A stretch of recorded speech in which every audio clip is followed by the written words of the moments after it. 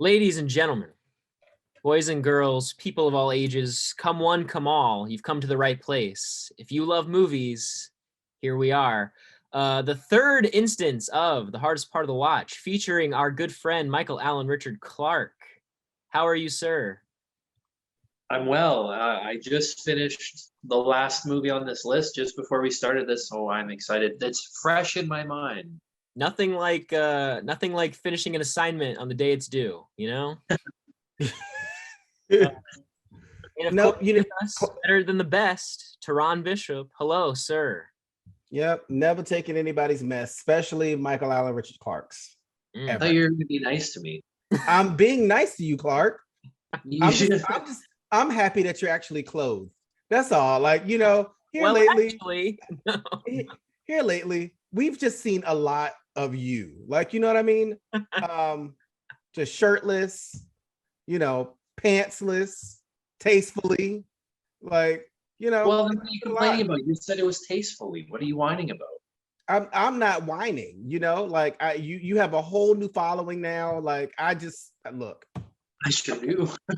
You have a whole Reddit boards all over the place. You're on a whole nother level, Clark. Like, and I don't even accidentally fell there. Legit, like just say, hey, want to take some pictures? Sure, I'll get some good wrestling pictures. Oh, there's these other good ones as well. Oh, now I'm all over Reddit under the I don't know what that subreddit is, but it's a good one. It's very entertaining anyways. How's Canada? It's good. It's finally getting warm, so now I can start running and, you know, getting back into good cardio shape. That's true. We miss those little run updates where Mike basically gets on Instagram and shames people for not running. Now I like to quote things and like switch a word with run now. That's like my game right now anyways. Okay. Well, is this new Metallica wardrobe? I heard new t-shirts were coming. Is this new Metallica shirt that you haven't cut up yet? No, I've had this shirt for a long time, 6 years at least. And it's not cut up. I have to have some t-shirts for when I'm out and about at times. I need, you know, colder weather shirts, right? That's true. Cold weather. Who has cold weather in Canada? What are you talking about? It's been like Twister down here in Virginia, so what the fuck is cold weather? Oh, that's true. What is his definition of cold? I mean, I don't have a soul nor a heart, so you know, I don't understand what cold is. Interesting. Okay. You know, it's the truth. There's something I've always noticed about social situations, and that's whenever somebody calls themselves cold, dark, or brooding, they ruin the flow of conversation. That's all I'm saying. I'm sorry. Like, I mean, my job here is to be a heel. That's my job. Bruce Wayne pulls no bitches because he cannot simply. Bruce Wayne pulls all the bitches, actually. You want to know why? Because he has money and a 4-inch dick. So there you go. Well, Robert Pattinson, however, can't speak to women and open mouth kisses women. So pretty great. Why are we here? You don't like tongue there, Jake? You don't like throwing some tongue in the mouth or what? No, that's the best part is that his mouth is open, hers is not open because he doesn't know how to do this shit because he's so. Why are we just throwing tongue in the mouth though? Like, I don't know. Well, you know, when I don't do like, I mean, well, yes, I do, but like, just only Nate. Oh, okay. Well, that makes sense. That's true. I mean, for, like ever though, like ever. I don't know. That's the only person you've ever open mouth kissed is Nate. Yep. That's crazy. And a girl named Candace in the 6th grade. Sorry. Whoa. So you're throwing tongue in mouths when you're 10? Yeah. So I saw it in a movie. Was it TMNT? It was not TMNT. It was probably some R-rated movie that I wasn't supposed to be watching. Oh, it was RoboCop. It was totally RoboCop. Look, I see more. He would have fucking shot her arm off if it was RoboCop. No, he would have been like, why aren't we all changing in the same locker room like at the police? I mean, look, man, all I'm saying is I see more titties like before the age of 10 the law probably allowed. Like, so I don't know you know, it was a different time. It was the 80s. No, you never know. Now kids get phones at such young ages. There's no way to gauge it, you know? I don't know if they're looking at titties though. Like I don't know. I If don't I know. was 10 nowadays and I had a phone, I'd be definitely looking at titties. Googling boobs all day long. Like literally. Just Google it. Do you just Google boobs? Like, is that how they do it for real? Beep, beep, beep, beep. Who, me? Or Yeah, you just go boobs. That's how, do you think they look it up like that? I imagine so. no, you'd look up specific people. Like, I remember being 8, and my other friend who was 8 had the internet, and I remember him like looking up Sable's Playboy spreads and stuff. Nice. I have a similar story, except mine's Maurice, because I found out Maurice did Playboy. I was like, no fucking way, and I went on there. I also remember like seeing those awfully horrendously fake nudes and being like, oh my God, I can't believe this person did this. And it's like the worst fake you've ever seen, but you're 8, so you believe it. The power of movie magic and photo magic, right? Like, We'll get to that with Crouching Tiger, because that movie, look, man, that's CGI. I'll tell you all about it. Hey man, it's the 2000s. What do you want? All right, Practical effects. Same thing I want now, practical effects. bam. So, ladies and gentlemen, this is kind of all confuddled. We're already off to a great start, but the theme for this watch through was martial arts. Thanks to Tehran choosing this and forcing us to expand our horizons a little bit more, because coming into this, Mike and myself hadn't seen really that many martial arts films, to be honest with you. So so here we are. I chose Teenage Mutant Ninja Turtles as the classic, the staple, the one that's probably okay. You already starting off wrong. The classic is not no. The classic. What Michael picked is a classic. What you pick is generational trash, but okay. Whoa, holy cow, dude, this is crazy. Okay, well, who wants to kick it off with that beautiful What are we starting with? Pick a movie. What are we starting with? Well, I'm kind of curious as to why Tehran thinks it's such trash, so maybe we should start with Teenage Mutant Ninja Turtles. That's fine. Okay, so we'll just let Michael go first, because usually he's, you know, I'm not as much of an asshole when he goes first, Okay. because I he's have an some asshole. pros and some qualms. Of these 3 movies that we Qualms. picked, I have not seen any of them. I know I've watched Teenage Mutant Ninja Turtles when I was a kid. I have no memories of it other than very small snippets, but literally remember nothing of this movie. Okay. My pros, obviously the turtles actually look good. The puppets, the animatronic, whatever you want to call it. I also like that they gave them distinct faces. Like they all look distinctly different, not just because the colors, but like the way their eyes are and their mouths, and they all look different in some way. I have, as a note, a nice tackle on Rain Jacket Girl, which was April O'Neil, when she got tackled by that one guy. That was pretty legit. Yeah. I bought it. Yeah, she was taking bumps, man. I was also impressed at the turtles dancing in costume and their timing with everything. Like, those can't be easy to like maneuver in and stuff. And their timing when Michelangelo and I believe Donatello were dancing in the background in the Splinter's lair there. Like, I was, wow, they're well timed and stuff for whatever. Also, Critters was in theaters, as if Critters was in fucking theaters, and that's what Raphael went to go see. It was Critters. Come fucking. You can't pick any 1989 movie. You pick the one that nobody knows. I also have. Wow, my writing is very bad. I like at the end with the monologue how he doesn't finish his monologue when he's giving like Shredder the monologue Splinter is, and then just like in the middle of it he just gets rid of him, sort of thing. Like, I like that. That's a little different. Okay. Yeah. Also, a qualm. What is this wallet handoff business? Like passing along the wallet all over the place. Like, that just seems interesting. And no, they're complaining about no eyewitnesses. And as they say that, the woman sees the guy stealing her TV and looks over the railing at him and yells at him. All right, whatever. What are Raphael's weapons? They're not even sharp. The size? Oh my gosh! Come on now. They're not even sharp. They're not even like they're dull as fuck. They're not. They're pointy, but You found them in the sewer. Like, wait, do you want me to answer it now, or do you want me to wait till you get down your list? what if it has to do with his weapon? Go ahead.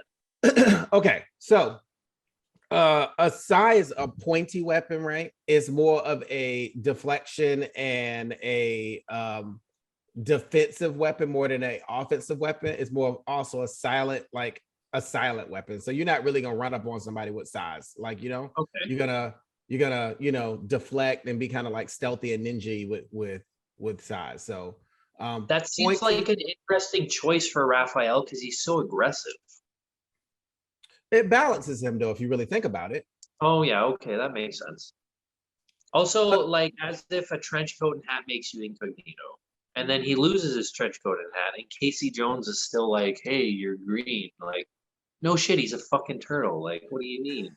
I mean, look, okay, it's New York City. Okay, we see weirder shit all the time. Like, literally, you see weirder people like that all the time. Secondly, you see fucking turtle faces sticking out of a hat and trench coat.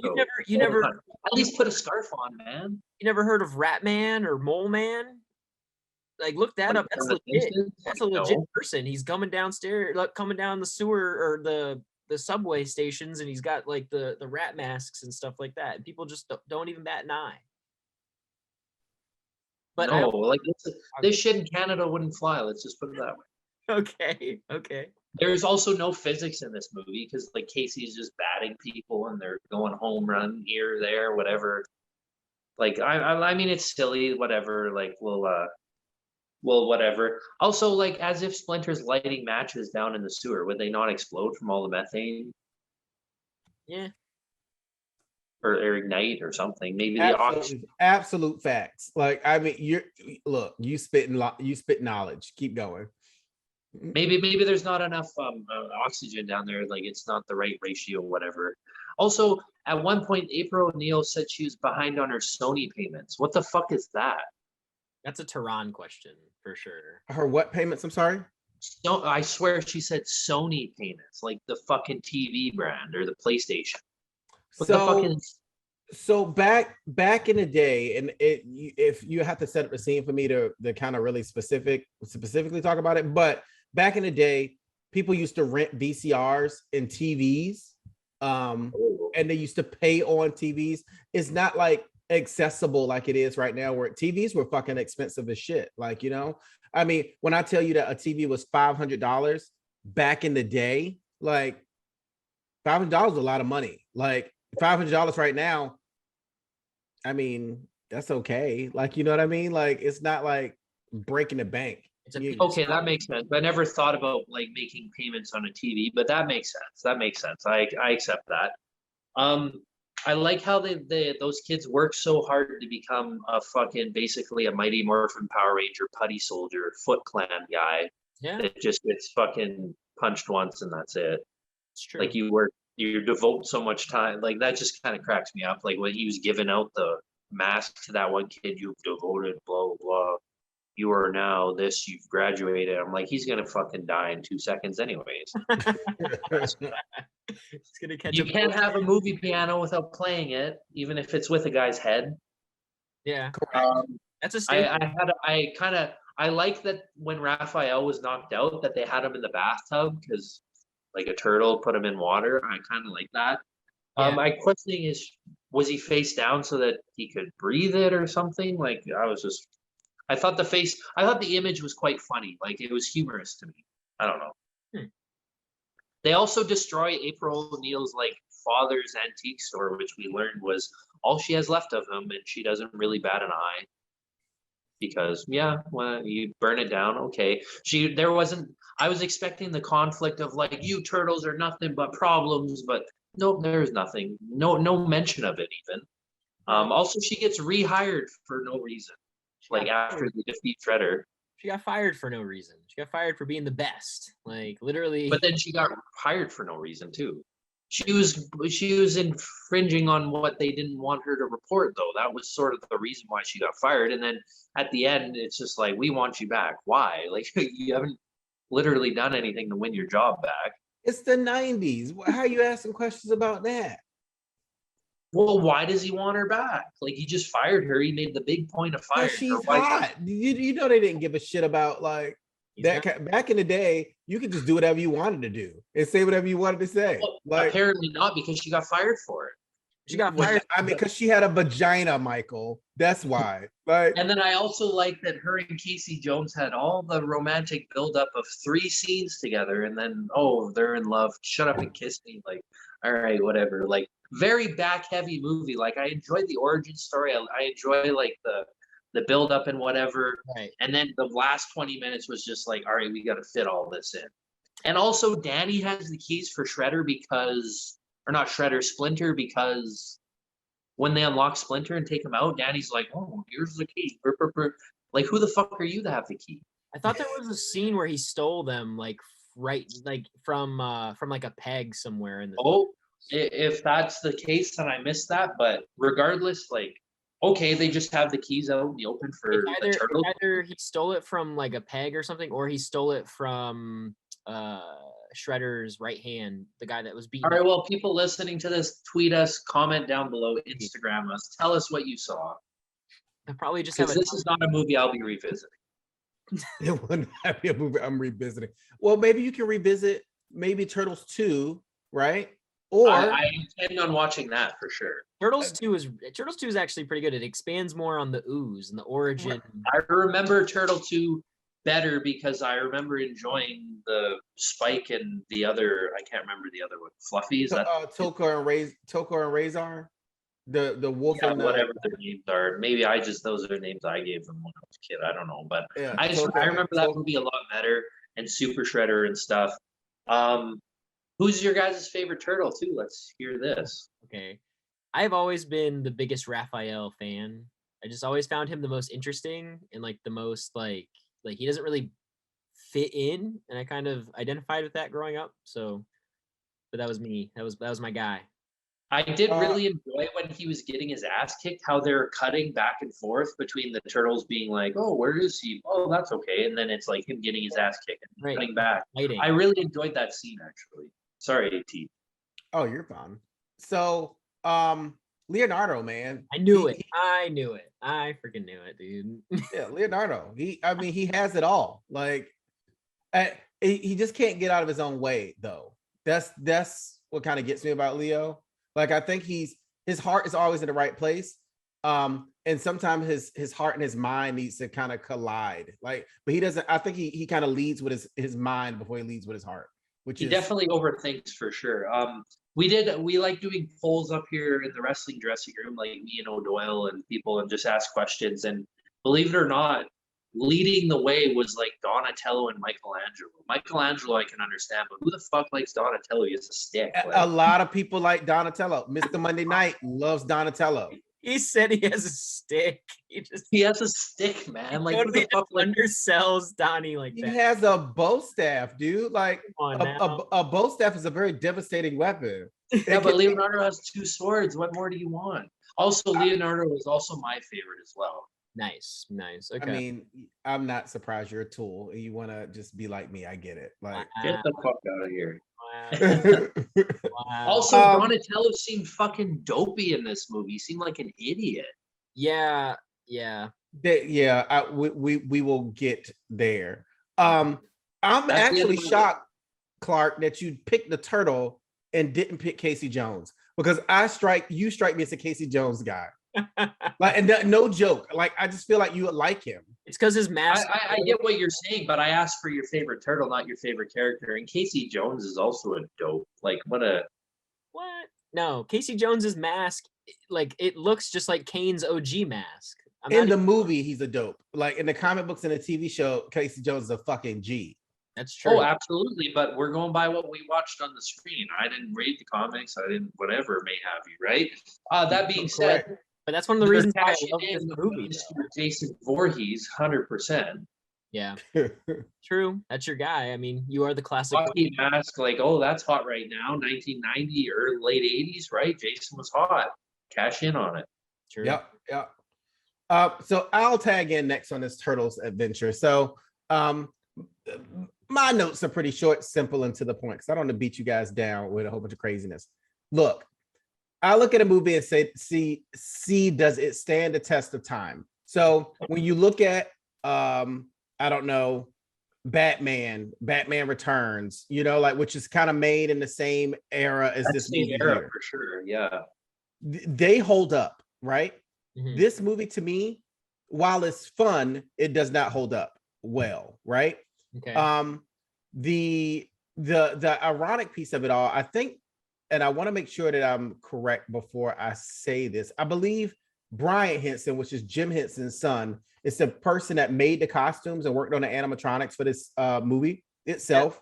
Yeah. Well, this was actually this was Jim Henson's last theatrical credit to his like IMDb page, basically, because he passes away during production, I believe, if not after, like shortly thereafter.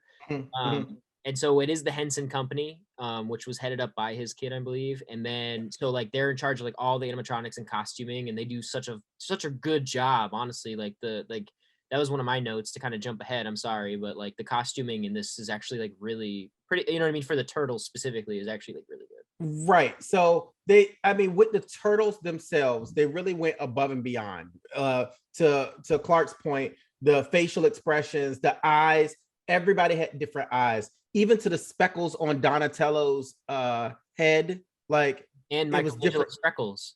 Yep. Michelangelo had freckles. Like, so they all look different. They all had personality, which was definitely super advanced for a 90s movie. When it came down to the fight choreography and everything like that, yo, that shit was pretty dope. Like for those guys to be in turtle costumes and actually putting on full-fledged choreo with spin kicks, spinning heel kicks, backflips, like everything was in there. Like you couldn't complain, right? The storytelling, like with a movie like this, Batman, and I'm just going to use Batman as a reference because again, they're right near each other. Batman really stuck it home with source material, like, right? So they made the Joker happen. They made a great origin story happen with the Joker. They didn't diverge. This here diverged a lot from the source content, comics, and also show. Remember that as kids, I watched the show, so I already knew what to expect. I knew I was going to see some ooze. I knew I was going to see, some Shredder. I knew I was going to see Master Splinter. I already had an idea of what was going to happen, right? Okay. So the costuming outside of the Turtles was pretty well. Outside of the Turtles and outside of the Foot Soldiers, right, I didn't really appreciate it. Like, so Casey Jones, go ahead. No, I'm saying to kind of jump in real quick before you get to her. April O'Neil was set to wear the yellow jumpsuit, but the actress did not like it. Like it said that like Judith, I can't remember her last name now, but Judith maybe Hogue, I think she basically like was like, no, like I'm not wearing this. So they shot it down because originally she was going to have like the same yellow jump that she would have in the show and on the side of the arcade game. Yep. And then but she shot it down. So the best you could have done was that raincoat she wears in the beginning. So again, like source material, right? Like this was an opportunity for them to really go outside of the box, just like Batman did, and really ham it up to a certain extent, right? Like, because I think the energy was there to do that, but they just didn't really strike on that idea. They wanted it. This is a very dark and brooding movie for 10-year-olds. Yeah. And it's a lot of heavy content. Believe it, it's a lot of heavy stuff. Like Raphael's depression is real. His anger problems is real. Like that's real shit. You have brothers go through shit. All of that stuff was they tried to make it for adults when it was a fucking kids movie. When they did it again the second time around here recently, they understood the assignment because they knew that while adults are going to appreciate this, kids are watching my movie. Mhm. So the only other thing was Shredder. I wanted him to be more badass. That's He was true. Yeah. he was a basic bitch. Like He it's didn't really fucking appear Shredder. much and didn't do much, truly. No, Like he should have fucked someone up. Like He was someone should have really backed off him and he killed him. Maybe not killed him, but the thing was he took right, on all four turtles at once, and then it took like a little interference from Splinter to end it. And I was like, right. Yeah, that's all you like get at the end. There's no build, right? right. That's what I'm saying. It was correct. lackluster. And he gets So, thrown in the dump in like the trash truck, and you're like, oh man, dude. and that's what gets me. I'll close out with that. Mhm. The way he went out like a bitch, like he gets kicked off a side of a building and into a trash truck, and It's somebody just hits the lever, and that's game over to a super villain. He needs the ooze. I mean, he gets it. He gets it. The second movie. Right. If I have to rate this movie, like for real, like in real life, right now in 2022, I'm gonna probably have to give this shit like a 4. Really? Not even fucking around. No. It just wasn't. Thinking about it now, and not even talking about the CGI and all that stuff. Like the movie where it is, it just doesn't deserve anything more than a 4. Like they just completely disregarded source material. Costuming was terrible. Like like outside of the turtles and the foot soldiers, because that's in the comics, they look like that. Mhm. And then they didn't even expand on like Rocksteady and Bebop, right? They should have been there too. They missed out. I know you couldn't do Krang. That's kind of weird, which is the brain guy. They did that, Yeah. in the newer movies. But Yeah, Rocksteady and Bebop, they're a staple. Like it's just a whole bunch of missed opportunities. So I got to give it a 4, especially going up against movies again like Batman, like Darkman, like those movies came out at that same time and they were fucking off the chain. Okay. I agree. It seemed like the movie wanted a good mix of like being fun for kids and then the dark brooding for adults, where it's like you got to pick one. You can't do both. Right. And if you'd have made this for kids, I would have still watched it though, Clark. You see what I'm saying? I would have still watched this movie. It's the Turtles. I'm gonna sit in my seat and watch it. Oh, one last thing.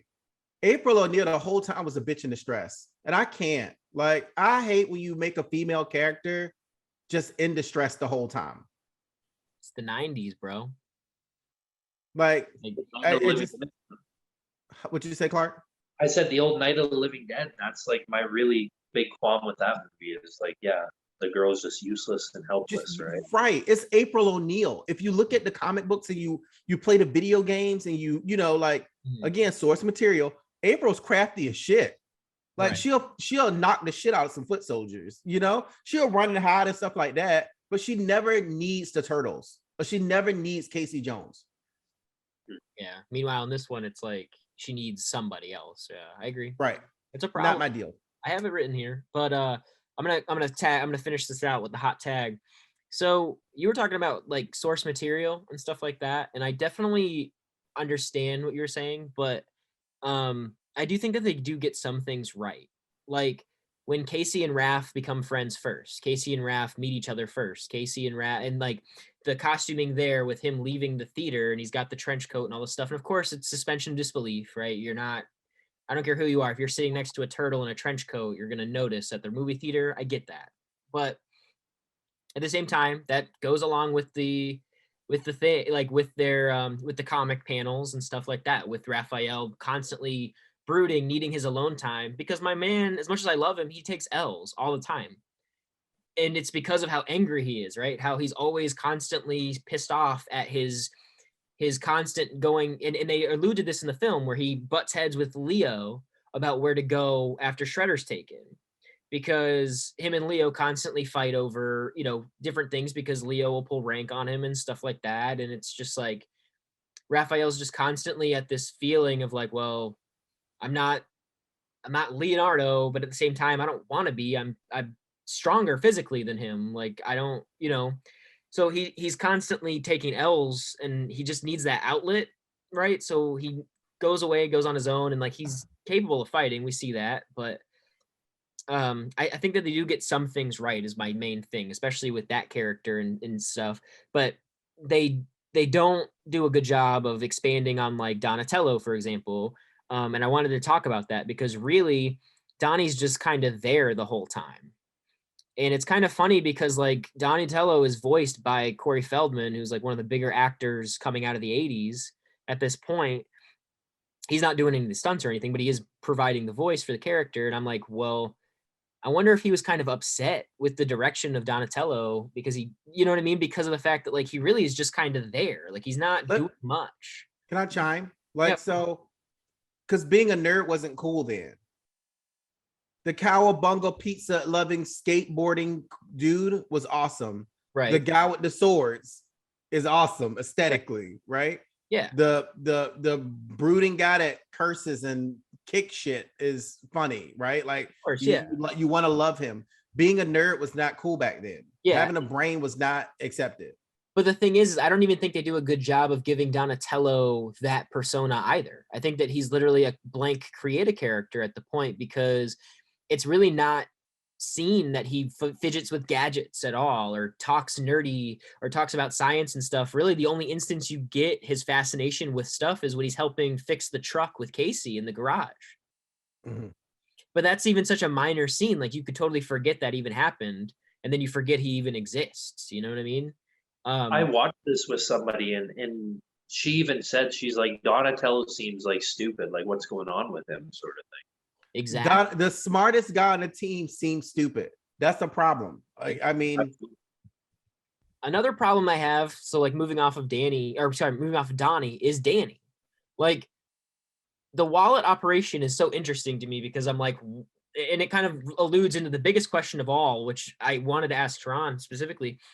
Foot Clan is just a cool hangout for every kid that's run away from home or what? Like they're priding on like these teens to get their asses kicked every day until they get their ass kicked enough to wear the Foot Clan garb. But in reality, they're stealing all this stuff and they have like this really cool teenage paradise where you can play pinball or air hockey and watch TV and drink soda and eat pizza, eat junk food, all you want to do. And it's like, how is this like how's the recruiting for Foot Clan even go? Like is it literally like, hey, in exchange for you learning how to do martial arts, you get to, have as much Coke as you want to drink or have as much pizza as you want to eat or play video games all day? I so, assume that'd just be word of mouth. Like, you get one kid in, thinks it's a cool place. He brings his friend. He brings his friend. Like, It's like nobody ever thought like, hey, maybe we shouldn't like get our asses kicked. Like maybe we could just go home and not steal televisions. I don't know. It just doesn't seem plausible. so two things. I will start with where's does girls not steal? Yeah, I guess not.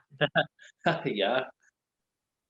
Like that, so that's the other problem too. Again, our thought process really is sad to go back and look at how we think of how we thought about things then compared to now, right? Because Mhm. girls don't steal, right? Like there's no female Foot Clan None. bucket. You can't be in the Foot if you have And that have a probably giant. makes sense though, because if they're all getting their ass kicked by Shredder's boy, it's like I don't know if that would have rang true if he's just beating the crap out of a teenage girl. I bet you they won't do that shit. I bet you the Foot Clan had girls now. I bet you. Well, I bet if they were to redo this movie in 2022, they would consider having a second in command that is a female, as well as having the other guy too, like having both of them train people. That fight between the two kids was like the worst.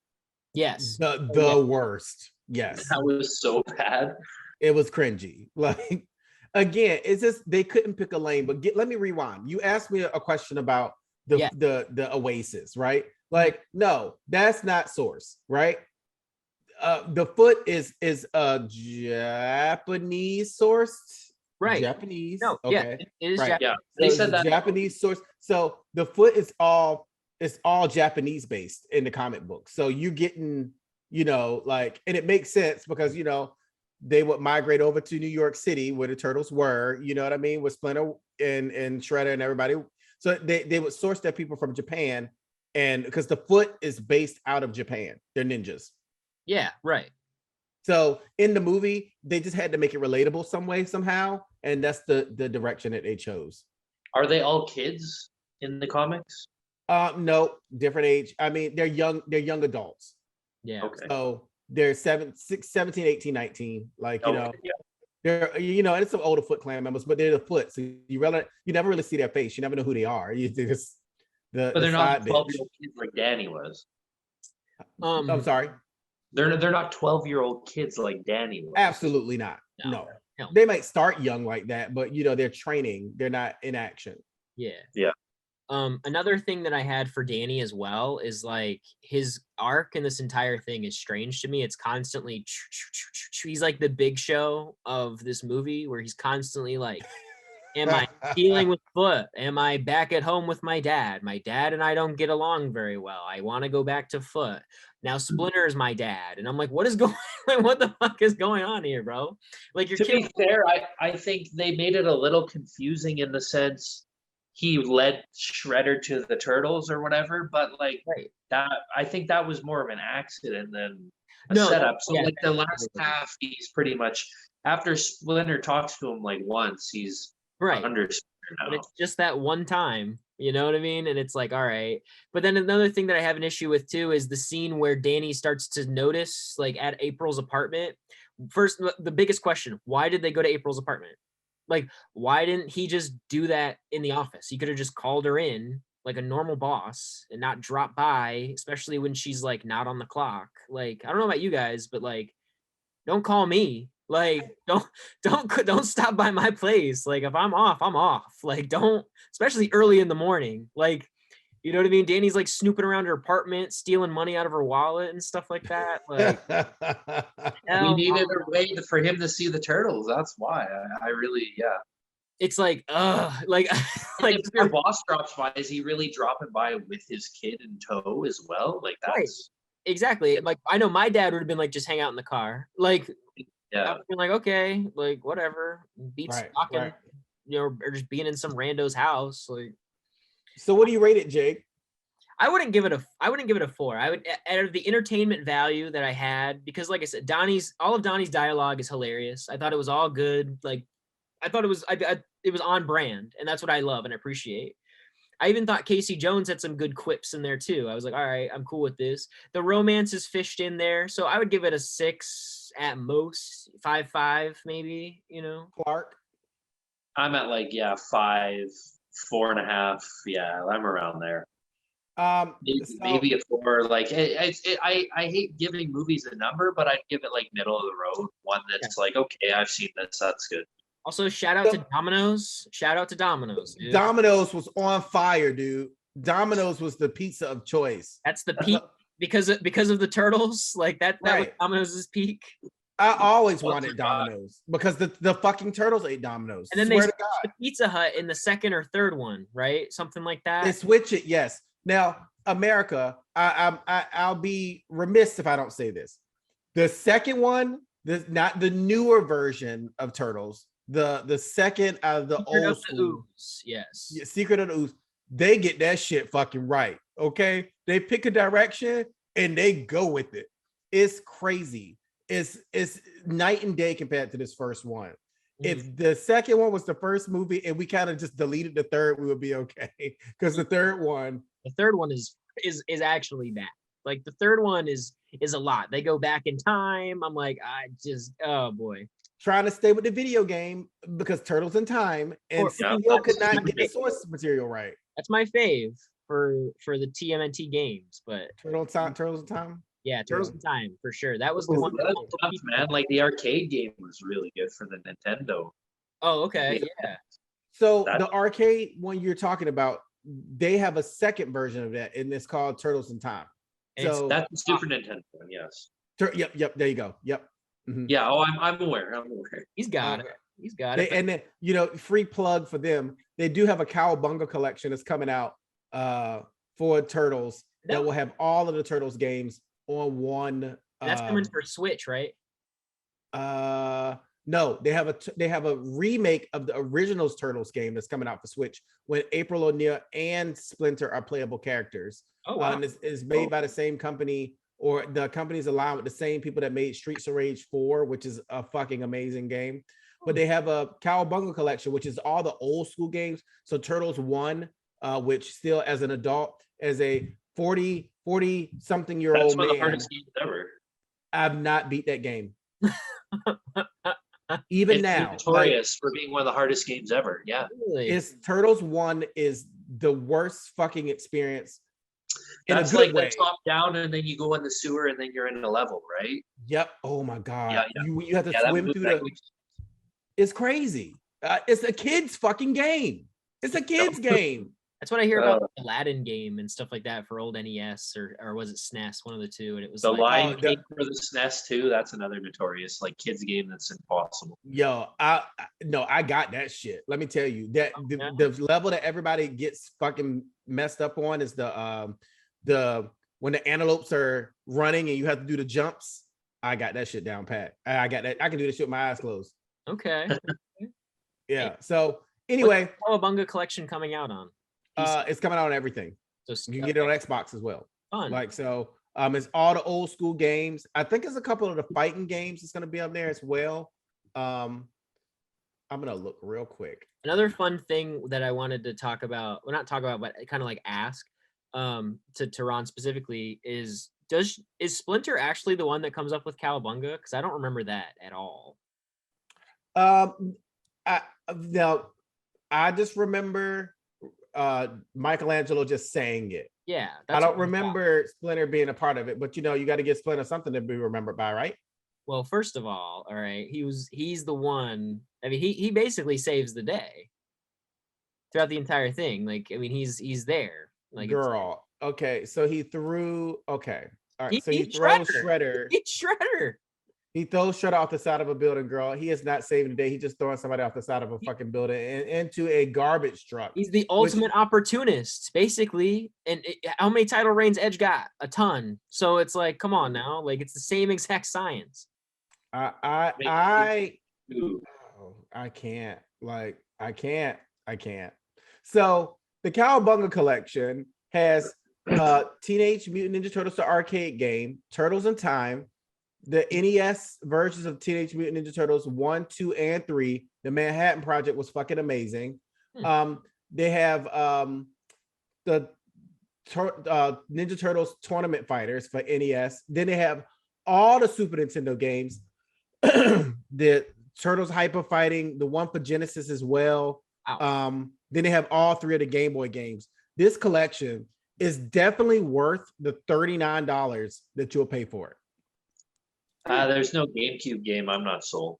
I don't remember the GameCube game. That was fun. I never played it. I know there was one for sure, but I never played it. Yeah, that was the one, the animated one in between. Yes. In between the cartoon, the mid-2000s cartoon. Yeah. Oh, and then, like I said, also they have Shredder's Revenge that's coming out, which doesn't have a date. Like, and that's just the remake of the original Ninja Turtles game, the one on the arcade. Okay. All right. So I think we have to take a break though and pay the bills, and then we'll be right back. So I will introduce my movie to the team here, which was Crouching Tiger, Hidden Fucking Dragon, right? Ang Lee film, breakout film in the early 2000s. Everybody has probably watched Crouching Tiger. Won a pretty substantial amount of awards across the board. It has an all-star cast.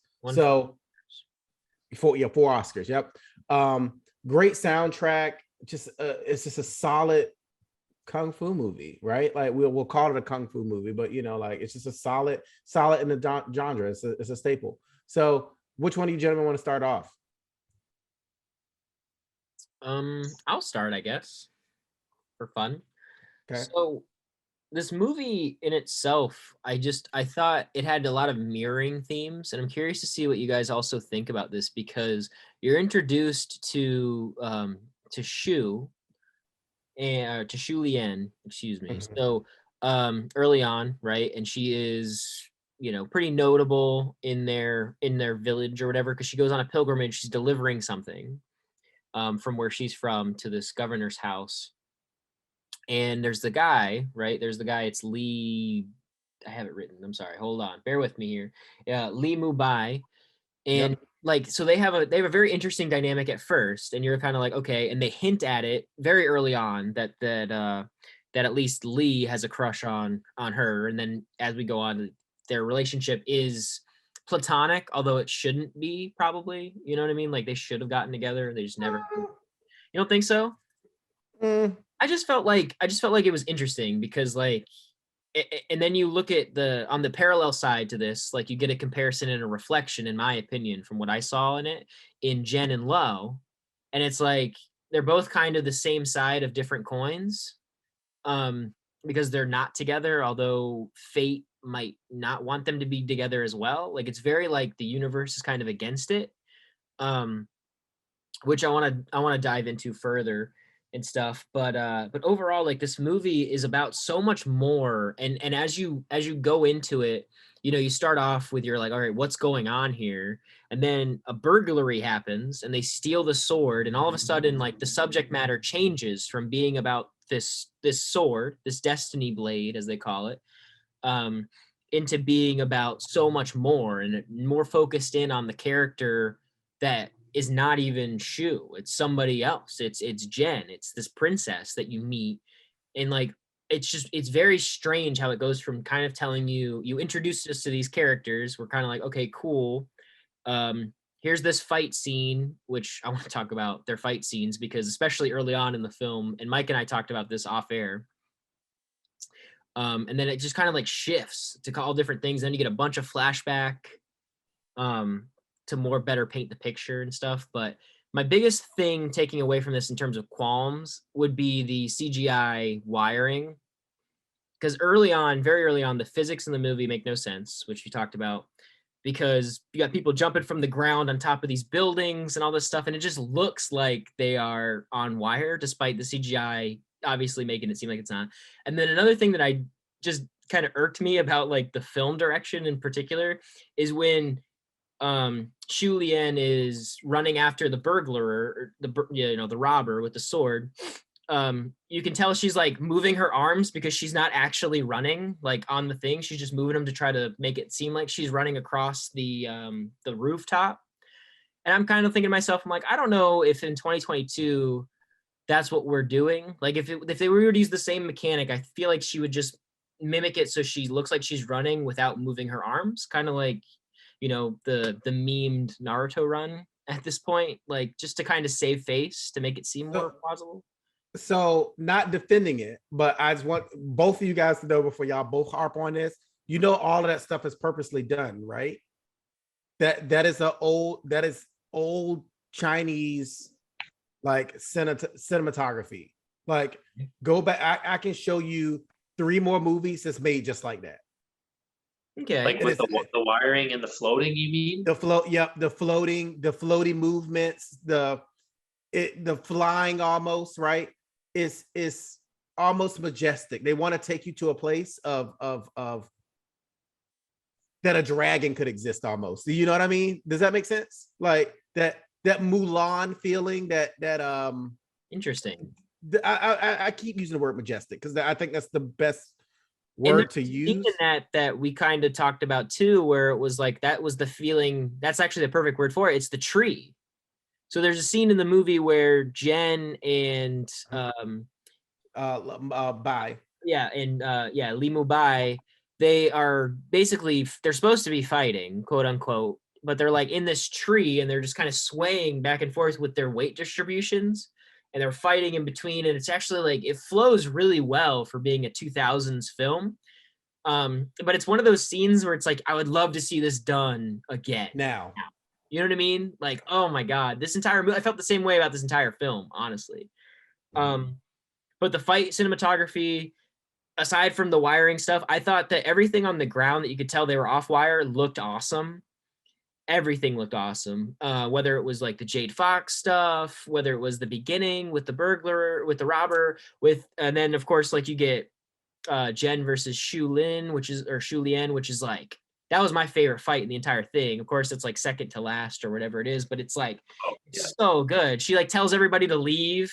You know what I mean? Like Shu drops down. She's like, everybody get the hell out of here. Like it's about to go down. And of course, like she's just going through any fucking weapon. It doesn't matter. Like she's just like, they're all just going, oh my God. It's so good. So good. I really found myself loving this movie, like in an artistic way, more so than for fight porn, which is like a good thing to take away from a martial arts film. Okay. Clark? I like that. I like that last fight that you're talking about because the Destiny Blade just destroys everything. And it's not even that Jen is more talented. It's just that Blade is just so good. Yes. My qualm with the wiring, obviously it's on purpose. You can tell. And I think what they're trying to do is they're trying to build to that bamboo scene where they're flying and it's majestic and stuff. But like the first time you catch it, to me, it just feels so out of place because it's just like a jump onto a building or a jump off of a building. And it's like, man, everything else is just so crisp and solid. And then you have that. And it's like, it takes away from me. And I understand what they're going for sort of, but that's just my personal opinion. But that bamboo, you're saying you want to see it done again? I don't think they could. I thought it was fantastic. That back half, the first half of the movie was pretty, it's fine. But then the back half of the movie, I got really invested, especially, like I said, the fight in the bamboo was just that was so good. That was so well done. That was like iconic, I dare say. And like them coming down, I really like them skipping on the water too. I would like to see maybe that a little more redone. My other big qualm. Oh, also you're talking about the mirroring of love. I'm not convinced that is that her name? Sorry if I'm. Yeah. I'm not convinced that she loved him. Yeah. Or wasn't with him. What you mean? You like the older couple or the younger couple? Yeah, Shu. He's talking about older. Yeah, Shu The and older Bob. couple. And Lee or whatever. I'm not convinced that she did. I think he loved her. And the reason I say that is I know that she was planning on getting married to someone else, and out of respect for him, she wasn't to be like, they fell after, they became deeper connected and whatever. And out of respect for her dead partner, she wasn't going to be with him and whatever. And she was sort of regretting that.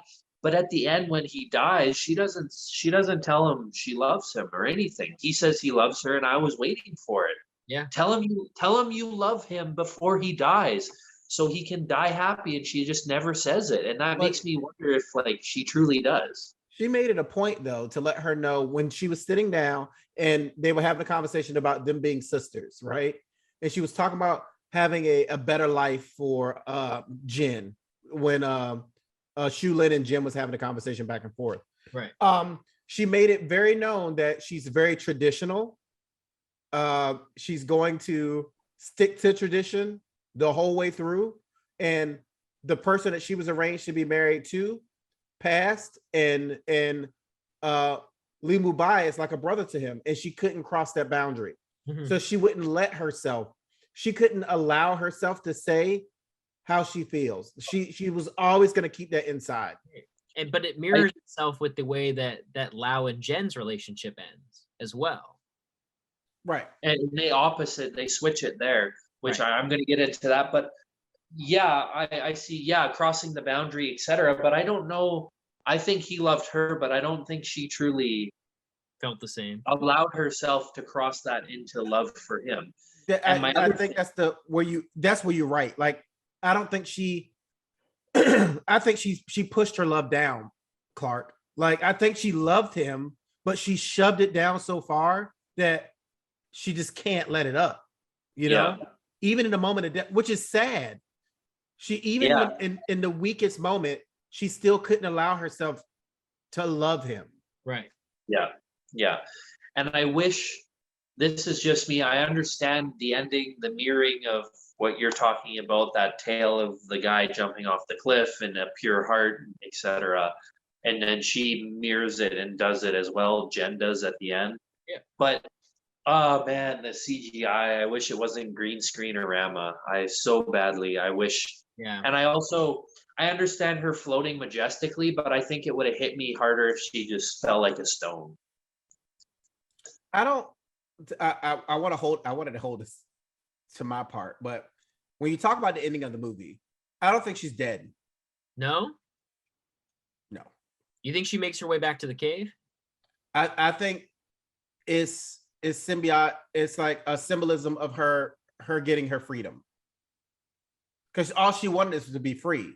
She didn't want to be a part of the monarchy. Right. She was done. Yeah, she wanted to make her own path and right. So she wanted freedom. And I think that was her choosing freedom. So why she didn't drop like a rock is because she's floating freely to where she wants to go. That You makes mean sense, to tell but, me like, that we seen this bitch jump off a damn roof of a house and off the side of buildings, off bamboo trees? You mean that jump off the bridge is gonna kill her? well, I don't mean it like as a kill her, but I think it would have made it hit a little harder, or made you like a little more sensitive to it if she dropped. And that's where, like, Kay, she's jumping off buildings and she's floating down, and she's constantly floating. But then this one, in the moment of heartfelt love or whatever, you remember that legend, and she goes and she just fucking goes into the mist, and then you don't see. Yeah. Because she's been floating all movie, so now she doesn't. Like, I don't know. Also, Buddy said his wish out loud, so way to fuck it up. Yeah. Yeah. True. Birthday 101. I just think because she floats the whole movie, and if she sunk into the mist like quickly and didn't majestically fly, I think that would have hit me. At least me personally, it would have hit me harder. Mm-hmm. Mm-hmm. Sure. What's some things you enjoyed about it, Mike? The fighting was fantastic. I really like. We kind of talked about the fighting with Jen, like how she was destroying every weapon. Fucking what's her name has no redeemable qualities. Fox, what's her name? Jade Fox is a bitch. Yeah, Jade. Yeah, fuck her, man. Like, she is so toxic. yeah, no, like I said, no redeeming qualities, just like a fucking bitch. And then she, at the end, even reveals her true colors, like after Jen. Like, I like characters like that. Like, usually they give bad characters some sort of an arc or redemption or something, but this girl was just, yeah, she was just terrible. She was a demon. Yeah, she's just terrible through and through. The bamboo scene, man. Like, I really want to rewatch this movie now that, like, the back half got me really invested in it. So I really want to rewatch it. And that bamboo, that's like iconic. Like, some of those shots, like, are just some of the shots in the movie. Like, I can't think of specific ones, but I remember being like, whoa, that's a cool shot. That's a cool shot. Like, just the bamboo stuff. Like, that's just, if you're gonna watch one part of the movie, watch that. Like, that's just fantastic. So for me, the reason I chose this movie is it had the holy trinity of things. It had a love story, it had fighting, and it had, to me, one of the, like, Jade Fox is a fucking awesome villain, right? So it gave you somebody to hate. Well, it's so funny because you deselected Kill Bill for this movie. I did. I deselected because Kill Bill, we all know Kill Bill, right? And you just can't watch one Kill Bill. I'm sorry. Right. It doesn't work that way. There is a Crouching Tiger, Hidden Dragon 2. I do not recommend anybody watch that. Just watch what you've watched, understand and digest what you watched, and leave it at that. I'm gonna let you guys know this movie was built on a $17 million budget, and it brought in, I think, 213 million. Yeah, it was like 230. It was a lot. It was good. So it just tells you the depth of the movie. For me, when I watch a martial arts movie, the soundtrack has to be on point, right? It really has to pull me into this place, right? So I feel like Crouching Tiger, Hidden Dragon is an adult Mulan. That's how I feel. My favorite scene, the bamboo, yes, it sticks in my mind because my other favorite part is when she runs over the water. However, the bar scene is the shit. Yes, 100%. Another scene that I think deserves a mention, I'm sorry to cut you off. You good? We didn't talk about their time in the cave, and like I actually really liked their yeah. Oh yeah. Especially when they're in the tub. I mean, well, you know what I mean. Especially when like they're together. Her or Jen and Lau are in the tub. I'm gonna call it, and they're looking at the stars. And he talks about his dreams of when he was a child and he saw 10,000 shooting stars. There was something super wholesome about that, and it provided her like a moment of peace. And I just really like. I don't know. It really resonated with me as like one of my favorite scenes in the film for sure. It's cool that this like tough warrior is like really opening up Yeah. and being sensitive, Especially with a name like Dark Cloud, like because he's fast as lightning. I'm like, yo, that's actually super badass. My man still made love to her after she stabbed him in the chest. Blood is coming out of him, and he still was just like, no. I'm still gonna treat you like the princess that you are, right? That was really cool. The other thing is the respect that he showed to her. I'm going to sing so you know where I am. Mhm. I'm not gonna watch you. I could have took what I wanted if I wanted it, but I did not want it that way. That's what he said. Yeah. Like, and that's crazy to me. Dude, take notes, man. Take notes. Right. Like he was hot bath, the whole deal. Like Cloud is a fucking G. Like done. Point blank, period. Right. Well, I feel like Limon Ba yeah. Bye. I feel he was just a simp. Like he was a simp with a sword. But the fight scenes, oh my god, like the bar is happened to be my favorite scene. The girl power in this movie. It took courage for Ann Lee to lead a movie, again grossing $213 million, right, with 3 female. Like, I mean, the lead characters are all female. Right. The whole movie. Yeah. So just the fight. Oh my god, the weapon mastery. When they did the solo between Michelle Yeoh and Jin Yu. Oh my god. Every weapon, she showed mastery around every fucking weapon. For a martial artist, from my standpoint, looking at this, I'm like, oh my god, this woman, I would not want to see her in the streets. Yeah, no. E for everyone, bro. Right. So last but not least, I'll tell you a good martial arts flick, when the movements and the flow of the movie and the fight scenes are like dancing, like it was just so, everything just flowed, every move, and every move hit hard, and you knew when it was a power move, like, because the more powerful the move, the more graceful it was done. It was just crazy. The whole movie. I enjoyed the shit out of this movie. I'm happy that I could bring it to you guys, and you guys can have a watch. I also just remembered something.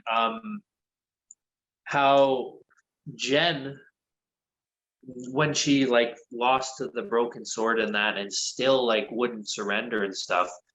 To me, the story about the guy jumping off the cliff was like, you're a pure heart. That's why he didn't die or whatever it was. And to me, that was showing that she wasn't. And like, I understand you're saying she's going to freedom, but that's another reason why I thought she should have like sunk or whatever, because she didn't really accept defeat from Shao, or sorry, however you say her name. And then she was really trying to fuck around with the guy after in the bamboo. And the specific scene in the bamboo is when she's trying to shake the tree, and he's just like he's totally fine. But to me, that showed that she wasn't pure, or maybe the sword was poisoning her, like, because the power of it or something. But I think that's like another reason. That's just for me, that I think she should have sank. Just another argument for that. But the sword it just shows you the sword in his hand is graceful, fluid, and it has balance, right? It's a powerful tool for him, but for her, it was a powerful weapon. It's how she expressed her power. Like, but that's like the personality to me. Huh? that's the personality. It's like you give the Thanos glove to Thanos, he's gonna kill half the. You give it to somebody pure of heart or good, they're gonna do good things with it instead. So to Correct. me, that shows that she shouldn't have survived the legend of the falling off the cliff. That ending is probably one of the most debated things that's out there, right? Because some people see her as I actually see her kind of in a different light. Like when it comes down to Jen, she's a very broken person. Like she doesn't want to be a part of this monarchy. She knows her strengths, she knows her value, but nobody around her notices it, nor do they want to acknowledge it. And that's a problem for her. So she wants to break the wheel, almost like Miss Daenerys, right? Oh my God. No, I'm serious. It's the same concept.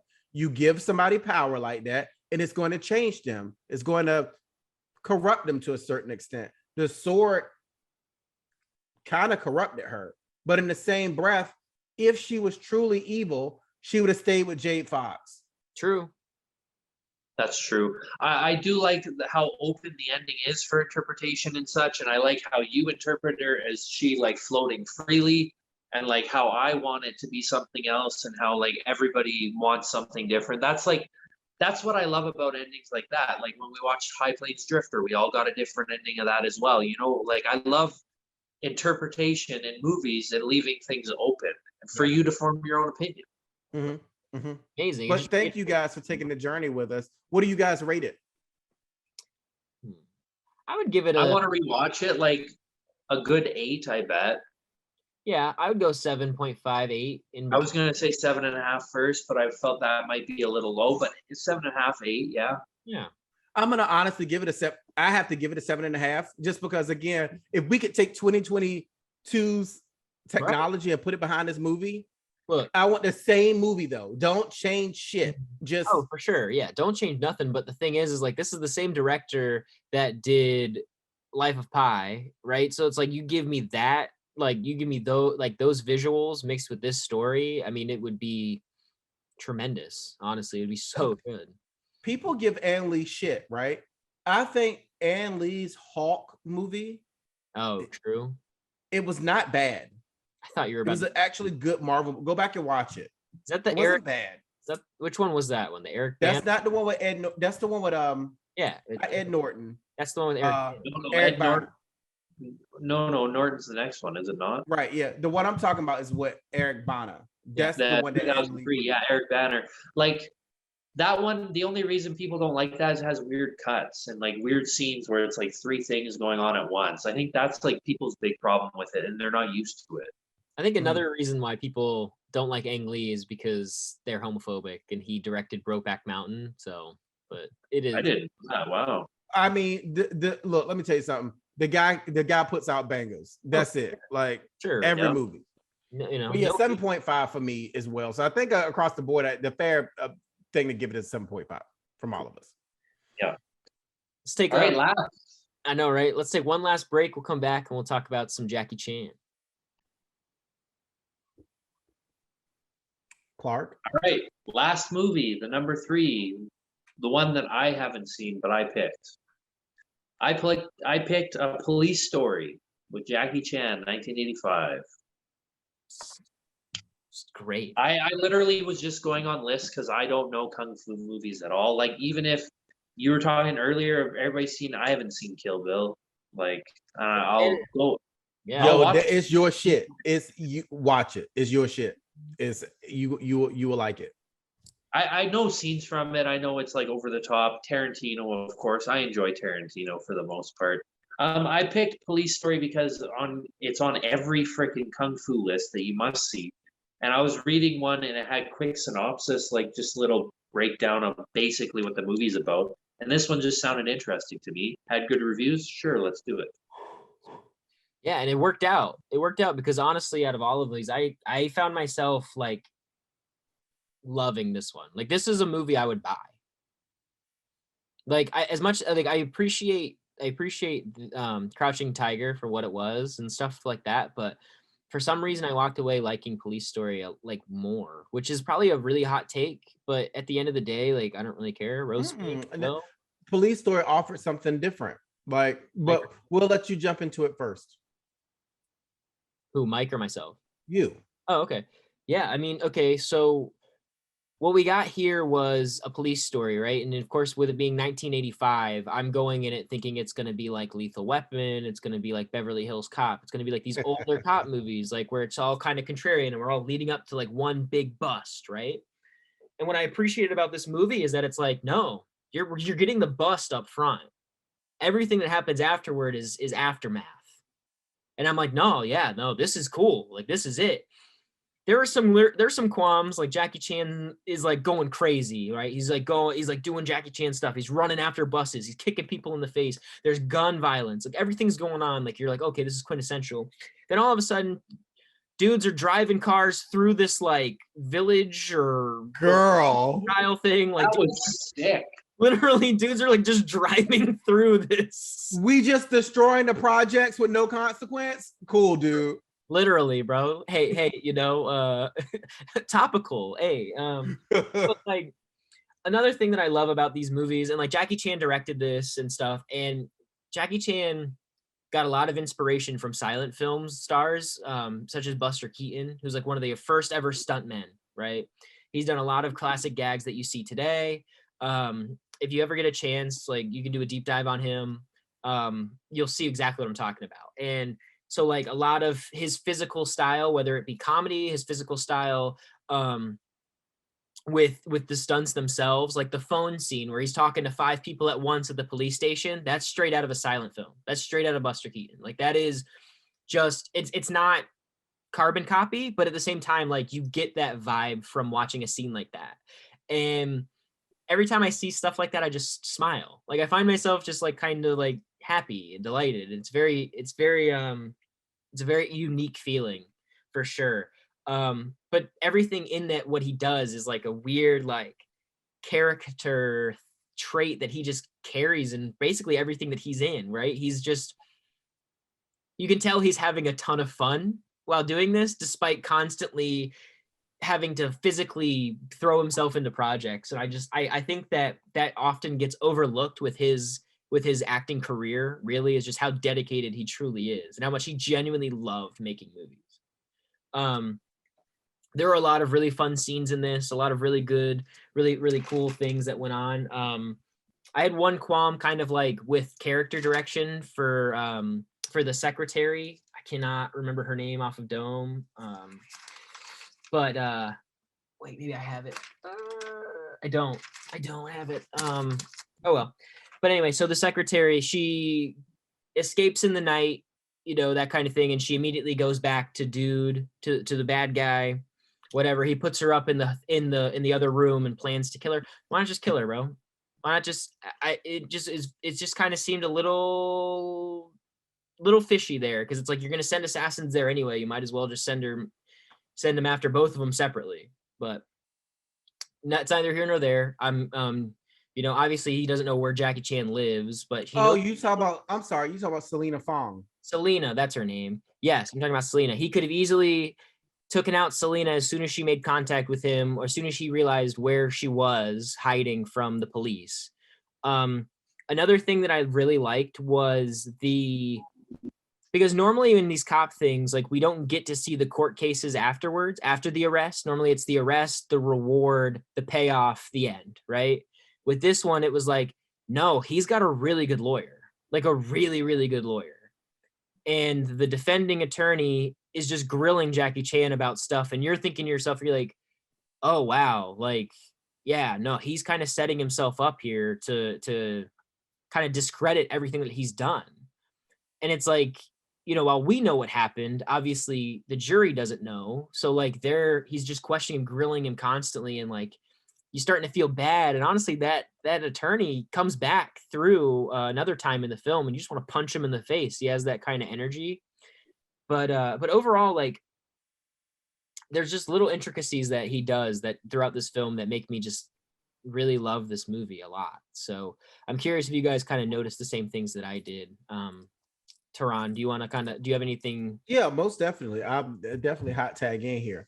So I don't want you guys to get it twisted, right? Jackie Chan, when you see him fight, is very comical to a certain extent, right? It's very stunt heavy. You really kind of have to digest the martial arts moves throughout. You see some punches, you see some kicks, you see some flips, whatever. Jackie Chan, I believe, and I don't want to get crucified here, I think he's trained in judo, karate, and jeet kune do. His black belt is in hip-aikido though, right? So all of that that might not make sense to some of you guys, whatever. Like if you look at the styles though, you see it kind of all transpire in his movements and how he fights in the scenes.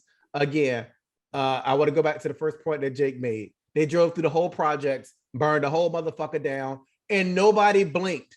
Okay, right. Like how we gonna replace the projects? Like we out here just running through people's whole homes like a fucking tin roof, cardboard boxes, and pallets, baby. We can rebuild. Dude, that whole the supplies are still there. Right. It's just like when you knock over your Lego set. No, girl, right? Like a whole car. But is that different from our police movies here? I mean, what are we talking about here? You went through somebody's whole fucking 3 neighborhoods, dude. That's inappropriate. This movie, bro. Like how much damage is going on in the city? Like it's just that's the city. These are people in the huts chilling, eating their ramen, bitch. You out here just man, acting like people don't live in the city. Like what you out here rolling a whole Datsun through the goddamn fucking whole made up city. And I want to know what the fuck these cars made out of. These fucking Chinese made cars, they ain't no motherfucking ass joke. No, sir. They're still rolling. Yeah. They came off the hill and they still had gas. Just whip off the seatbelt, fuck an airbag. Ain't no airbags and shit. They said, nah, we gonna put on this seatbelt and it's gonna save our life. That and Jesus. Yeah, exactly. That and something, right? Like, oh my gosh, it's so so like, I don't know. I feel like that was parody. Honestly, it's probably not, but like it just felt like that when they were doing it. I was like, yeah. But another qualm too is that he's like outrunning this bus on the hill. You with me? You right? You look. He took a shortcut. Yeah, but like he's running down like the side of a hill mountain, and I'm kind of like, all right, if I'm the bus driver, like. Now, what I do appreciate is he uses intelligence though. Like he was every move he made sense. I know he was tired as fuck. That's all I know. He was tired as fuck, dude. So what I really want to talk to you guys about is look, May is fine as shit. Okay. How he be trashing May?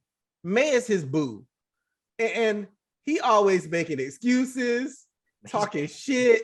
He's Jackie Chan. He's the god. He talked a whole bunch of shit about her right when she was in the house. And Selena didn't even help the cause. That just show you that girls, y'all shady. All right. Like y'all let this man talk all this shit. Huh? She was trying to help, like, but Jackie just she was setting him up to say the right thing, and he's like, nope, she's blah blah blah, and like he was just burying himself. Truly, all I'm saying is May fine. He need to get his shit together and get on there and put a ring on May. Because if May putting up with your shit, like she deserves a prize. That's all I'm saying. All in all, the comedy was there. I found myself smiling more than anything even through the serious parts of the movie. This movie talked about kind of viewed police corruption in a different way, right? Yeah. It showed how the legal system can be broken. And Jackie Chan just won't having it. He was like, nah, like this is fucked up. We need to change it. I'm gonna fix it. And apparently it took him 4 times to fix this. I think it's 4 police stories or 5 police stories. I really enjoy how that lawyer of the defendant lawyer was also in the police, like speaking to the chief of police and stuff earlier. Correct. As well. Like that just shows the corruption that you're speaking of there. That was something that I noticed. I was like, oh, it's fucking so-and-so, right? Right. So Mr. Mr. Tao, which is the bad guy in the movie, like he was weak as fuck. Like He's an old man. He's supposed I to mean, be. not even fighting wise. I'm just saying he was just weak as fuck. He wasn't even a threat. Like you could pluck him and it's over with. Like I guess getting to him, it just showed you how much money and power kind of go hand in hand. Right. It's like when you're trying to fight against a rich guy like Lex Luthor or something like that. Like they have a ton of staff or well, not really Fisk, because Fisk is like modified or whatever, but like normally these rich guys, they have like a ton of goons, you know? Right. And his like main goons though, they threw hands at the end, but it's like 3v1 and y'all out here that can't take this little 5 foot fucking 4 dude down. Hey now. Like Hey now. y'all even had a motorcycle.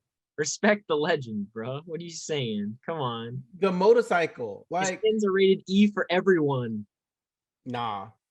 My only other thing that I had a problem with is, yo, how many of these dudes gonna go through glass and not get stabbed? Like, That's true. There was a There ton was of a lot of glass at the end, yeah.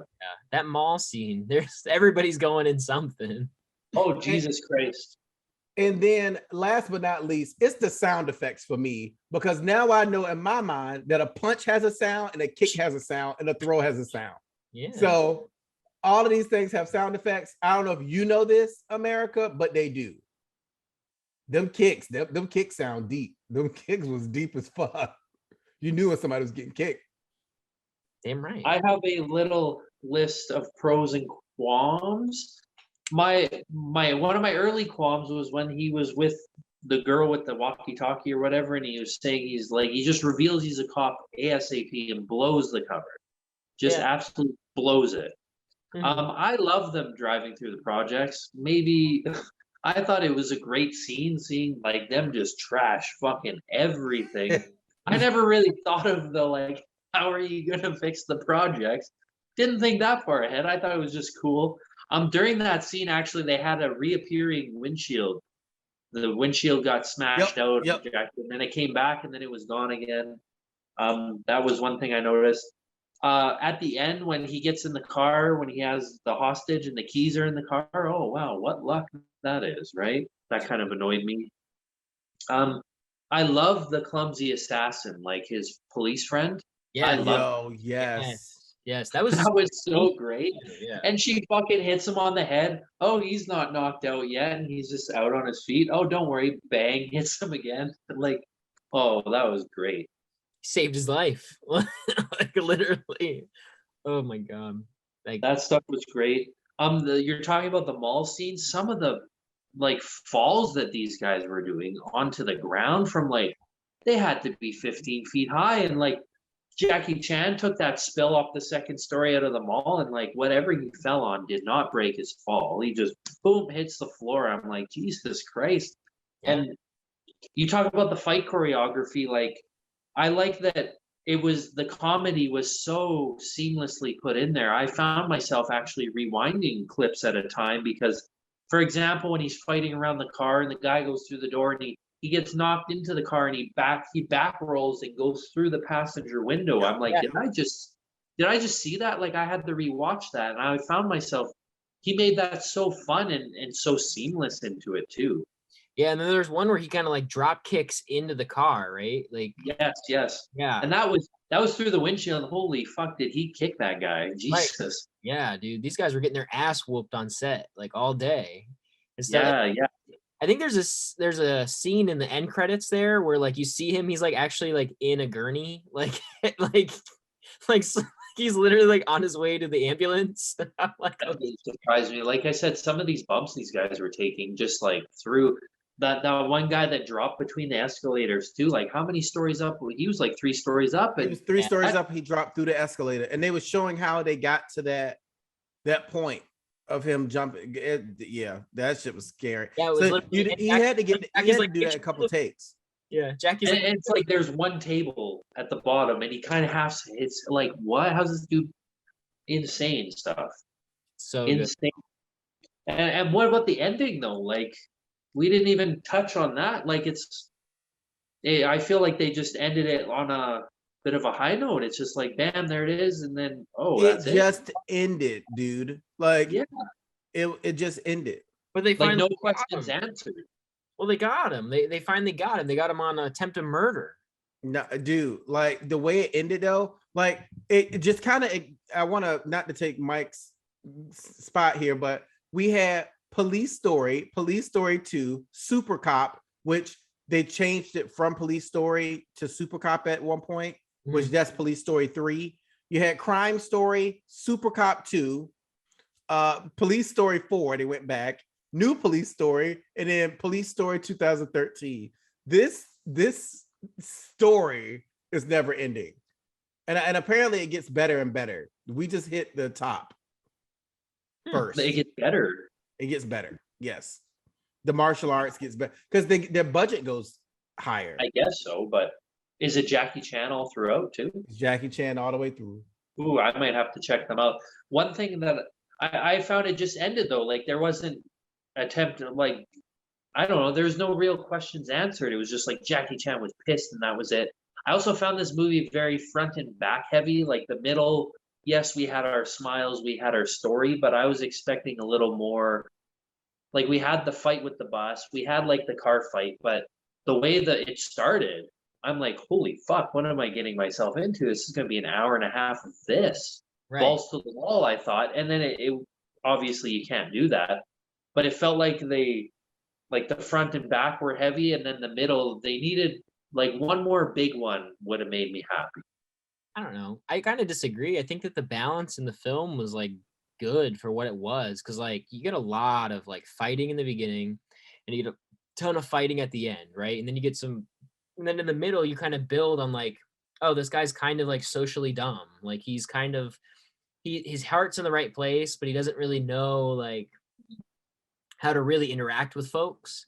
So like his girlfriend, like with the birthday scene and like the car, and like my mom wants to have you over for dinner on Sunday. Like it's just different like character things. Like you're building that character, especially if they wanted to make it a series. Like you're building this guy up as like this hero who's kind of clumsy as well as being super badass. Like it's just, There's no way they knew this was going to be a series when they made this first one, though. I don't think they did. oh, I bet. I think they had no idea. Oh, I bet they did. Jackie This Chan's had to have been like a bit of a sleeper hit. Like, I swear, it probably like Friday the 13th. You didn't think there was going to be 11 sequels, you know? Right. And then I just kind of felt like this, and I no disrespect to the martial artists and the craft, but I really feel like this is kind of like on the same level as a scary movie. Like it's no, in a good way, like not in a bad way. Like it's funny as shit. Like I wish they would have kept the serious shit out of it. I didn't want to see him break and be mad, like, and take a hostage and all that shit. I wanted it to be the one tone all the way. Goofy cop all the way through. Like, you know, I could have accepted that more than trying to give me these serious moments, you know, because it just kind of took me out of my element. I wanted to laugh and smile the whole time. Watching him kicking ass too. I get what you're saying. More bumbling karate stuff. I see where you're coming from, and I can kind of agree with that. I just think the ending just was like it just ended, like you said, abrupt ending. Like I was expecting another 5-10 minutes of the movie, and then it just ended. Right. I got up for water. This is a true story. I got up for water, turned around, and it was over. And I was like, just don't. Like, what if this was the only one they made, and this is all you have to go off of? I mean, that's sort of how I like to view it. If this is how it ended, and that's that, like, I'm kind of a little unsatisfied with the answer. Right. So just to let you guys know, though, Michelle Yeoh, which is the same lady in Crouching Tiger, Hidden Dragon, joins the cast in Super Cop or Police Story 3. I'm sorry. Spoiler. I'm just letting you know she joins. Like, but the movies are all kind of put in an action comedy. That's what they call these movies. They're action comedies. This movie won Jackie Chan's only Hong Kong Academy Best Picture.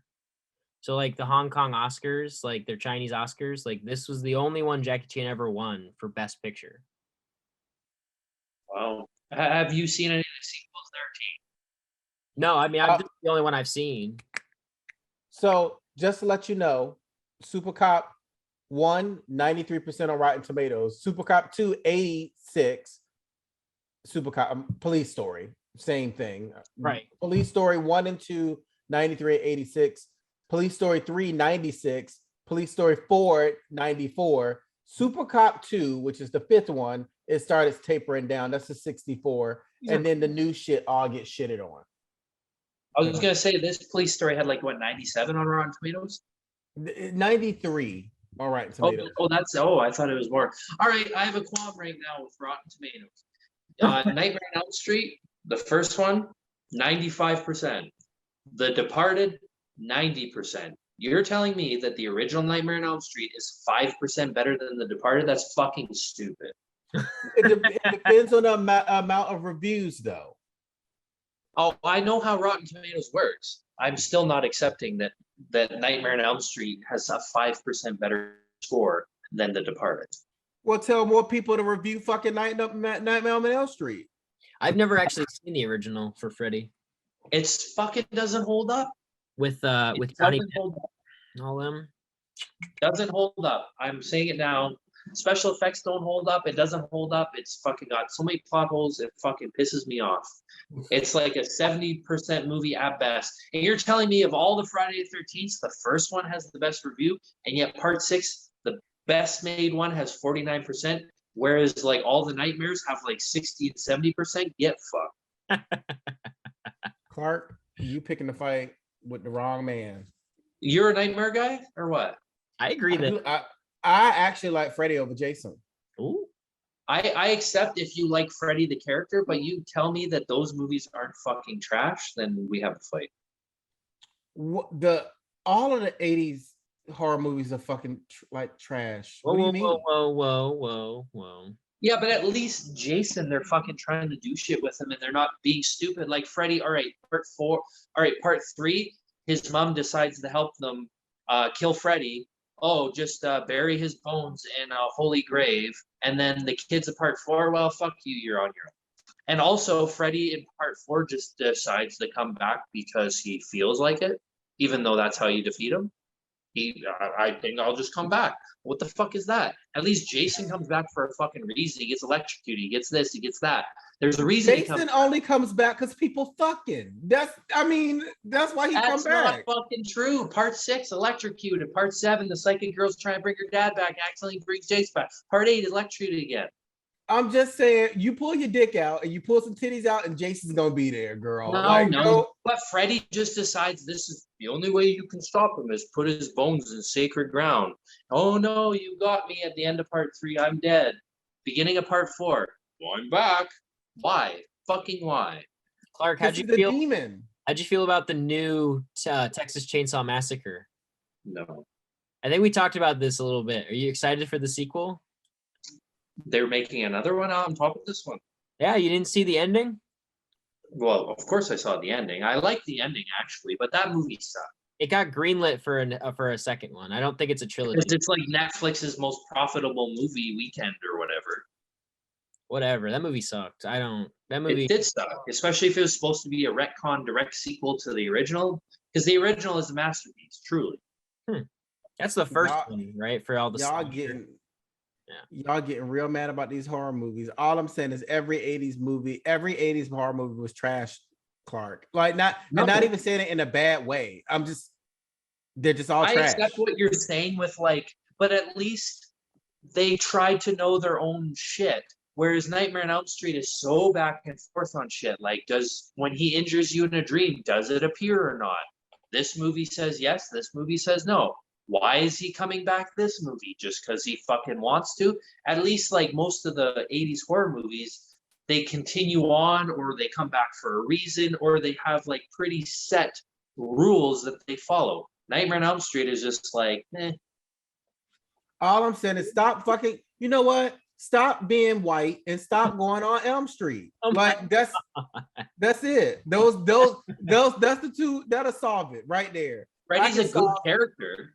The movies are fucking atrocious. Nightmare on I Elm can Street solve- 5 is my least favorite. I was mad after I watched that movie. I was pissed. Clark, I understand. All I'm saying, I can solve for all these horror movies for real. Like I told you, stop going on Elm Street, bitch. Stop. Stop fucking if you don't want Jason to come after you. Okay, tell your sister to stop fucking with that boy and bringing that Michael Myers back. Stop. Like, just stop wanting him, and he'll just stop coming. Candyman, why are you in the window, you white bitch? Get out of the beer. Why? Why are you saying Candyman? Oh, you guys Stop. were talking about projects, and all I could think of was Candyman. Actually, that first. Yo, let me tell you something. In the black community, black people don't say Candyman. Okay, like we don't fuck with that because that's real. That movie's like a big fucking metaphor on the projects, eh? Have you seen that first one? Oh, it most definitely, man. Like Candyman was one of the first horror movies that belonged to us. Like, you know, I will say it out loud. And I think it's just something that really the black community, black and brown people really attached to those movies because we weren't the people that was really getting killed first. Let's be real, right? That's the early Jordan Peele stuff, right? That's the inspo. Right. So, anyway, gentlemen, like we haven't rated Super Cop. God damn it, Police Story. We haven't rated it. You're kind of right, though. I mean, yeah, I am. I'm 50-50 right. So, what you got? I'm giving this. Okay, I think it might have been high shooting 8 for fucking Crouching Tiger. If we say 7.5 for that, this is 7.5 as well. For me, I put them the same. Yeah, I'm going 8, full 8 for Police Story. I really, like I said, like this movie just had like this weird like heartfelt. Place in your heart. I was into it for sure. So I have to change my Crouching Tiger to 8 to make Super Cop. Jesus, Police Story 7.5. Okay. So I'm okay with it. So, Mr. Clark, tell the fans where they can find you with your clothes on. Well, now I can't tell then. No, you can tell them. Tell them. Michael Allen, Richard Clark on Instagram, Team Flex Appeal on Twitter, my name on Facebook. Also, next movie podcast that we're doing, I've picked it. I'm going to say it. I'm going to announce it right now. Ooh, okay. We're picking movies you hate, but everybody else seems to enjoy. Okay. You heard it from the man first. You know what I mean? Like that's what it's gonna be. I think it's gonna be interesting. I really want to shit on movies with you guys. We keep picking solid movies, truly. Like we haven't. Yeah, Ninja Turtles was bad, but it's not like I fucking hate this movie. I'm excited to watch a movie that I fucking hate. All I'm saying is that I got a lot of negative reaction from how y'all treated She's the Man. So if that it was a little rough, girl. That was a little rough. Nate's right upstairs. Nate's right upstairs. He'll defend it. So, Wow. There's way too much child nudity in that movie. oh my god. Jacoby, the hardest part of the ring team will be busy this week. Well, maybe we'll be busy this weekend. Well, some of us will be busy, some of us will not. I have graduations and things and stuff I will be at this weekend. So I will be out and about. Yeah. But you might be busy with potential interviews and things and such. And we'll also be at Monday Night Raw in Norfolk. Yep. On what's the date? It's literally this Monday. This Monday coming up. Yup. So we will be there. So hey, let us know if you're going out to Monday Night Raw. Tag us, wave to us, scream at us, like do whatever you want to do. Definitely flick off Javon. That's the best thing you can do. Where can they find us at? So you can find us on Twitter at @thehardest_pod. You can find us on Instagram at the hardest part of the ring with an underscore at the end. And of course on Facebook at the same name. You can find our podcasts wherever you get them, whether it be Spreaker, Spotify, Apple Podcasts, wherever, we're everywhere that we need to be. And of course, check out some more of our YouTube content. We want to grow our base a little bit more here too. So you know exactly where to find us, and that's all I got for that one. But what was the first one you said? Spreaker, man. Spreaker. What the fuck is that? They pay the bills, man. They pay the bills, Clark. I was gonna say they must be the best one because you listed it first, and I don't even know what it is. They pay the bills, Clark. They pay the bills. Product placement, my guy. Right. Sponsored by Domino's. Oh, I wish. Oh, I Clark. wish. Oh, you know, and actually, Clark is technically a part of the hardest part of the ring team because he's definitely a grammar Nazi. He is all over shit. Like he lets us know. He missed one today though. Oh. The autocorrect got me, and somebody was just like, "What?" Like we did a poll today, and it was supposed to be booty cheeks, and it was booty checks, and Clark did not catch it. Thanks, Clark. It's in the world I now. wasn't on Instagram a lot today. I had a busy day. I had to watch these movies and actually pay attention. And This guy so the homework for the day of. always phoning it in late. Phoning it in late, dude. Phoning it in late. Man, Hopefully, I've had a busy couple weeks. I that's why I'm like, Monday's not gonna work because I haven't even watched one of these yet. True. hopefully we get some more Canadians on the podcast here soon. We're working some stuff out, angling up some schedules. You got any matches or any shows that you could be putting on here soon, Clark? While we can throw that out there while we're here. We got Love Pro Wrestling at the end of the month here. Chelsea Green will be there. Casey Spinelli, that'll be a good singles match. We got Ringside Wrestling next month here in June. Also, BEW is also doing Best Entertainment Wrestling, doing a little June tour of Saskatchewan with The Godfather. Nice. Oh, There you go. Yeah, okay. so that'll be cool. So as always, we enjoy you guys hanging out with us, listening to us talk film. Come back and see us for our next show. Yes. And also thank you so much, Mike, for coming back on, dude. You're the man. Why are you thinking him for? I like our review styles, how I'm so literal. Like I'm like, oh, the physics wouldn't work in this because there's methane gas in the sewer. When he lets the match, like it's just gonna be whatever. And you guys dive deeper into the metaphors and the mirroring and the shots and whatever. I really like our dynamic here.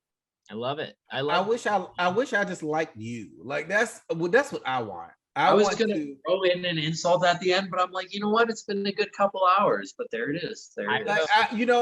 I really do in my heart. I feel like if we live in the same town, would we hang out? I don't know. Like, I would fight you. Like, that's it. I feel like I might lose. I don't care. Mike would definitely have hung out in the game shop. That's for sure. Like, he definitely would have hung out. You guys could, you easily would have fought about BioShock for like an hour. Right. As long as he hangs out in the game shop with pants and not shorts. Well, wish, buddy. Yeah, right. No, nobody wants to see those scrawny ass fucking legs. That's all I'm saying. All right. Look at my quad. What are you talking about? My quads are fucking huge. Just defend them, you know. Just defend them. All right. I don't have to defend them. Look at them. That's all. That's the defense. The subreddit will defend it for him. I mean, there you go. Exactly. Subreddit, come to my rescue. What is that? Oh my god! Fuck this subreddit, dude. That's this shit here that went to his goddamn head. Like that's all I'm saying. But I go in this before we leave, you guys. I go in this subreddit. Please go to this subreddit because I go and I'm like, I know this guy personally. This guy's a part of my life, and y'all are just there. This shit up there. I'm like, hold on. I just want to throw out my favorite is "fuck me till I'm dry." That's an enjoyable comment to read about myself. Sit on my face and don't get up. It's the one that got me. Okay, I'm like, it's this what? Oh no, that's what we're doing. On this, I was like, oh, go ahead. I said, go ahead, Mr. Clark. You know what? I don't know what this subreddit is. I can't remember the name. So whatever. Thanks, subreddit. Thanks, Reddit. All right, we're out. A taste of what it's like to be a female in this world. Oh shit! A little taste. I would never know what it's like, and it's terrible. Don't ever sexualize people, kids. Don't. OnlyFans coming soon. He said. OnlyFans coming soon. Absolutely not. Anyway, Mike, thank you so much for everything, man. You're like I said, you're the man. America, this is a glimpse, just a simple glimpse of what I deal with whenever these two get together in a group chat. It is comedy, straight comedy. Oh, geez. Until next time. Thanks, you guys.